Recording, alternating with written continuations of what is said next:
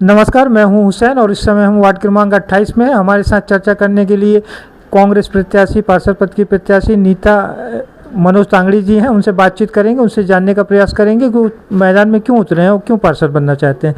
तो सबसे पहले नीता जी और मनोज जी, आप दोनों का स्वागत है, बहुत बहुत जी धन्यवाद। अच्छा, आपसे ये जानना चाह रहे हैं, आप चुनाव मैदान में उतर चुके हैं, पार्षद बनना चाह रहे हैं, तो क्यों पार्षद बनना चाहते हैं?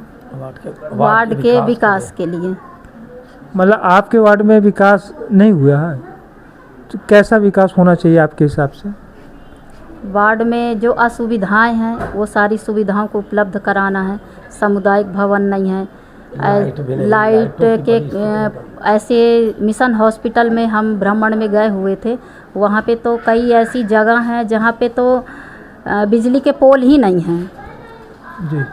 और नालियों का तो बिल्कुल वहाँ पे कुछ भी नहीं है, तो रोड भी नहीं है वहाँ पर। पता नहीं कौन से सन में वहाँ पे रोड बनी रही होगी, उसके बाद में तो वहाँ पे 10 से 15 साल हो गए लगता, वहाँ पे कोई गया ही नहीं है।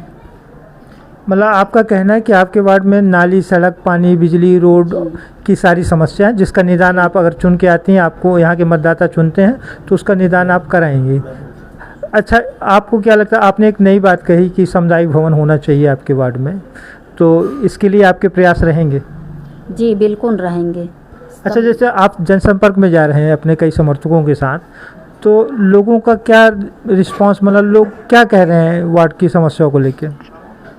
वार्ड की समस्याएं बहुत है और सब मुझसे ये उम्मीद लगा के बैठे हुए हैं कि मुझे ज़्यादा से ज़्यादा भारी मतों पे विजयी बनाने की सब तैयारी चल चुकी है और आगे मुझे सब कार्य के लिए मुझे तैयारी करनी है और लोगों के इच्छा अनुसार मैं वार्डों का कार्य करूंगी। मतलब आपका कहना है कि जो लोगों की मंशा रहेगी, लोग जो चाहेंगे उस पे आप काम करेंगे। कहीं ऐसा तो नहीं कहीं आप भी चुनाव जीतती हैं, यहाँ के मतदाता आपको चुनते हैं और आप भी घर में बैठ जाएं? जी नहीं, ऐसा नहीं है। मैं इसके पहले भी सामाजिक कार्य कर चुकी हूँ। मैं गवर्नमेंट का ही आजीविका मिशन से ही जुड़ी हुई हूँ और गणवेश का भी मैं पिछले सत्र में काम की हूँ और मेरे पास बहुत भारी मत में महिलाओं का कार्य मैं कर रही थी। मतलब आप समाज सेवा के क्षेत्र में सक्रिय रही हैं, मतलब काम करती रही हैं, तो आपको ये आप जानती हैं कि कैसे लोगों की सेवा करनी चाहिए, कैसे काम करना चाहिए। अच्छा, आपसे ये जानना चाह रहे हैं, आपके अपने वार्ड में पीएम आवास को लेकर क्या स्थिति? आधे अधूरे सभी के घर बने पड़े हुए हैं। किसी का तो 3-3 साल से पैसा ही नहीं आया, आधा मकान बना पड़ा हुआ है और बेचारे तंबू जैसे बना करके रह रहे हैं उसी आवास में।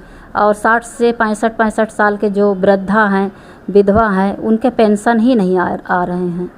अच्छा, आपका जैसे वार्ड में आना जाना तो पहले से ही बना होगा, आप आती जाती होंगी वार्ड में? जी, आती जाती थी मैं।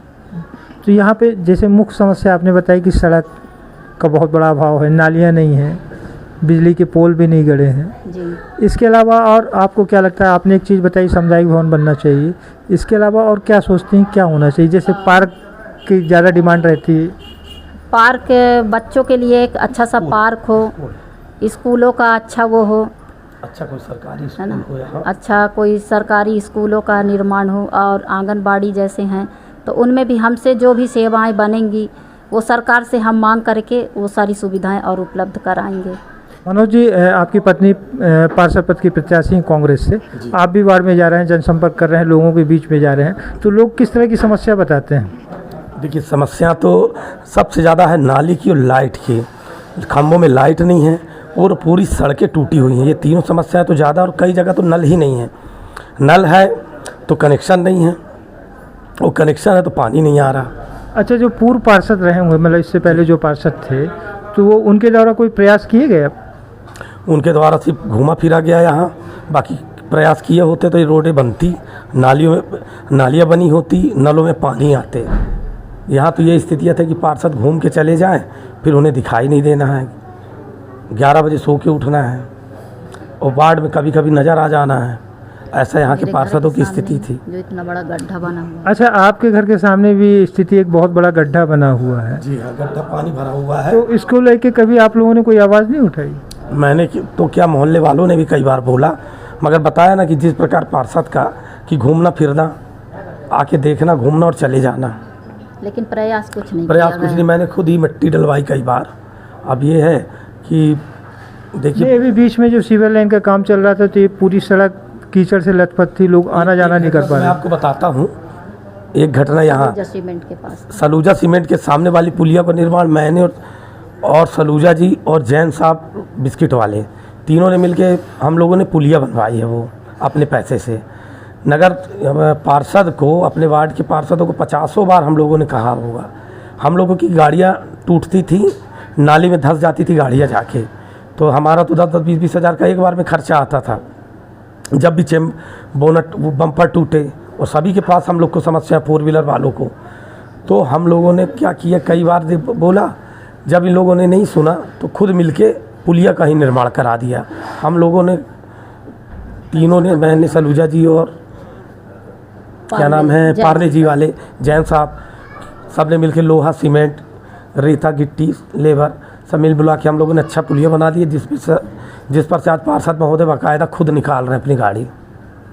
चलिए, बहुत बहुत धन्यवाद आप दोनों का और हमारी शुभकामनाएं। जी जी, धन्यवाद सर। धन्यवाद।